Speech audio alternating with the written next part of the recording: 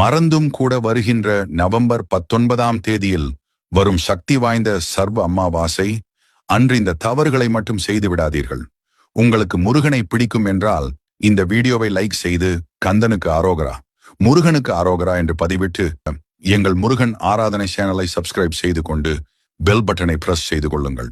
கார்த்திகை மாதம் வரும் இந்த சர்வ அமாவாசை நாளில் யாரும் இந்த 5 தவறுகளை மட்டும் செய்து விடாதீர்கள். முதலில் இந்த நாளில் தங்கம், வெள்ளி ஆகியவற்றை வாங்கவோ பிறருக்கு கடனாக கொடுக்கவோ கூடாது. அதேபோல் புதிய ஆடைகளை வாங்கி வரக்கூடாது. பழைய பயன்படுத்திய உடைகளை பிறருக்கு கொடுக்கக்கூடாது. அடகு வைத்த தங்க நகைகளை இன்று திருப்பவோ இல்லை வட்டி கட்டவோ கூடாது. முக்கியமாக நகைகளை இந்த நாளில் சென்று அடகு வைக்கக்கூடாது. பித்ருக்கள் வழிபாடு செய்யும் இந்த நாளில் யாரும் கீரை சமைக்கக்கூடாது.